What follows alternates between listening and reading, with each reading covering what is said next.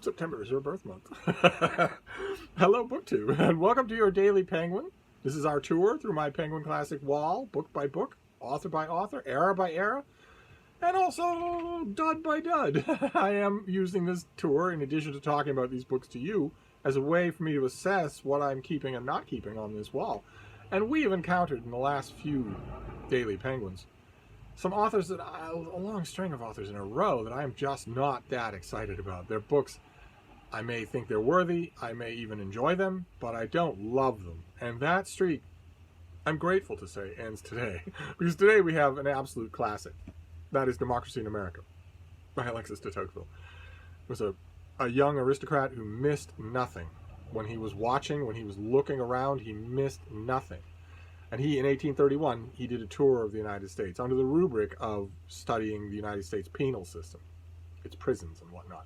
But really just to do a book, to write a book on this relatively new country. Those books were hot items. You were guaranteed a reading audience, and the Democracy in America got one. And Americans of the bookish sort have been turning to this thing ever since, because Americans love to see themselves reflected in the reactions of foreigners, and also because de Tocqueville is so often eerily insightful about what for convenience we'll call the American character, the character of the country. He's often eerily insightful about that. It's sometimes amazing. You can open it at random. I opened this book, and this is the Penguin Classic Edition, edited. This is translated by Gerald Bevan, with an introduction and notes by Isaac Kramnik. So the editorial apparatus is by Isaac Kramnik. The introduction is by Gerald Bevan. And I opened this at random, right before this video, to this passage. You're just not going to believe it. I didn't go hunting for this. You could find these kinds of echoes everywhere. The difficulty experienced by democracy in conquering the passions and silencing the desires of the passing moment in the interest of the future can be observed in the United States in the most trivial of things.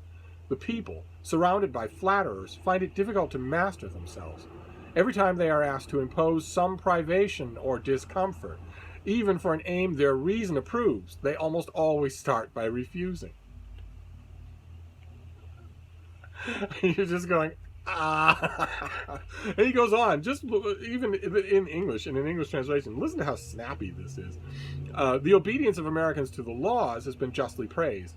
One must add that American legislation is made by and for the people. Therefore, the law in the United States patently favors those who, everywhere else, have the greatest interest in violating it. Thus, it is fair to think that an irksome law whose real value is not observed by the majority would neither be passed nor obeyed. And that is the thing that you tend to miss about this book if you haven't made its personal acquaintance, if you only know about it, if you're tired of hearing American politicians quote this book as they endlessly used to. We don't have any American politicians quoting literature since 2016. And in a way, that's a kind of blessing. I always hated it. It was always facile and self-serving. It was almost always out of context. It was almost always incredibly hypocritical. At least we don't have that since 2016 on the national stage. The reason is terrible. It's because the national politicians of the ruling party are a pack of absolutely craven jackals who not only fear the president, Donald Trump, but who imitate him as well. And Donald Trump is functionally illiterate. So he doesn't read anything at all. And certainly doesn't know any books. It has never read a book, has occasionally paid people to read books and to write them, but has never read a book, doesn't have anywhere near the concentration and also the suppression of self. When you read a book, you're temporarily hanging yourself on a peg at the door so that you can sink into the book, and he is incapable of doing that. So even if he could read, he can't. But even if he could, he wouldn't. And that has rippled out in the political ruling class, so they don't quote anymore. They don't quote anything anymore. It's not just that they're imitating Donald Trump. They are. It's not just that. It's also that they don't want to anger him, because he will turn on them. It's hard to believe, genuinely hard to believe, that 60 million Americans are going to vote for this to continue in just a little while. But one way or another, we will always have de Tocqueville because this is an evergreen book. It is absolutely terrific. It's big, so you can roam around in it. But boy, oh boy, is it alive. It is every bit as alive as when it was written. It is often lumped in with, for instance, de Crèvecoeur, the Letters of an American Farmer, that sort of thing. And those books can get a little dull, a little provincial, a little bit outdated. De Tocqueville never outdates, because he's always looking straight into the human heart of the matters that he's dealing with. He's not going on and on and on and on and on about corn laws. Instead, he's talking about the nature of people, the nature of societies, the nature of institutions, and it works. When you get a foreigner who comes to America and writes about it like that, the book takes off. De Tocqueville's did, and just a little bit later, Fanny Trollope did the same thing, and the same way, and with the same result. So your Penguin Classic for today is a huge recommend, especially if you're an American. If you're an American and you haven't read this book, you're missing, oddly enough, or maybe not, one of your country's foundational documents. And maybe I say maybe that's not odd, because America is a vast conglomeration of the contributions of people from elsewhere. It always has been. It's right now in a viciously xenophobic stage, because the president, in addition to being illiterate and also a bully, is a racist and a massive xenophobe. And that too ripples through society. So you have an example right now, the Oval Office in the White House being occupied by what one political commenter said is probably the very worst single American out of 320 million. Whether or not that's true, there might be some mass murderers out there that edge him out. Whether or not that's true, he has only negative qualities. He is stupid, he is incurious, he is aggressive, he is traitorous, he is illiterate, and inarticulate, and also, I mentioned incurious, didn't I? He doesn't read, and also hates anyone who's not white and wealthy. So, which is kind of amazing that he is a populist hero. And when I listen to the talking points among Trump supporters, their main one over the years has metamorphosed into their favorite storyline. The favorite story that they tell is of him as a kind of Christ figure. Trump as a kind of Christ figure, someone who gave up, who sacrificed everything to be our president. That is the line that goes through the ardent Trump supporter crowds all over the country. They'll talk about all sorts of other things. Federal judges, most of whom have been ruled completely incompetent, who have been put in position for life to suppress the rights of women and minorities, or massive deregulation of Wall Street. Yeah, like that never has any bad end effect. They'll talk about other things, but the narrative that's running through that crowd now most strongly is the one of sacrifice. This is a man who could have had anything, and he sacrificed it all to be our president. Total insanity.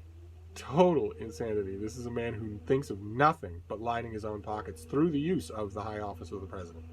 He has not sacrificed it all. In the slightest. Not at all. And he hates the kind of people who think that about him and worship him for that. He hates them. Would never rent to them. Doesn't want them in the lobby of any of his properties, even for a minute. Doesn't want to meet them, except under extremely controlled circumstances with cameras rolling. So it's a little baffling, and I admit, as you can probably tell, living in a charged political era, the first term of Donald Trump as president of the United States was a massive turning point in the history of this country. Massive. Unprecedented turning point in the history of this country. And that makes books like this, that are studying not really the events of 1831, but the nature of the people, the nature of this country, that makes these books even more fascinating to read. I hate to say it, because de Tocqueville doesn't need the help. He was totally fascinating to read when we had President Obama over for 8 years. He was totally fascinating to read then as well. It's just, there's an added piquance now when you read a book like this, especially with a book when the book is this good. And if I remember correctly, and that excerpt that I read sort of underscores it, this translation is quite good. I think I have one other that's not a Penguin Classic, but I always reach for this one on my shelf, and I reach for it often. So it's great. it's great to finally encounter a Penguin Classic that I love, a Penguin Classic that I don't just have on that shelf, but love. Something that bears not the slightest chance of being weeded off these walls when this Penguin tour is over. So I strongly recommend Democracy in America. Strongly.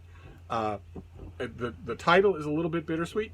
There will come a time, those of you who are watching with your children, if your children are under 5, by the time they're your age, they will be saying, they will put it this way: once upon a time, America was a democracy. Your children will be saying that. I'm not saying that they'll necessarily be angry about it or sad about it, but they will mark it as a thing that exists in the past. It won't exist when they are your age. So a book called Democracy in America is strange, very strange, but very good. One of the things that people tend to forget or overlook about de Tocqueville, especially if they've only read him in excerpts from school and haven't read the whole book, is that he's also funny. He has a very dry, sarcastic sense of humor that runs almost throughout the whole book. It's not a weighty political tone at all. It was meant for a popular audience. It was meant to be a popular bestseller. And boy, oh boy, you can tell. So I strongly recommend it. No matter where you fall on the political spectrum, I strongly recommend it. And that's your Penguin Classic for today. So we'll see. Maybe we can keep up a streak. Maybe tomorrow will be a Penguin that I love. That would be great. I don't know. I'm not looking ahead. I'll find out tonight, and then I'll break the news to you tomorrow. But in the meantime, I'll wrap this up, and I'll see you soon. Thank you, BookTube.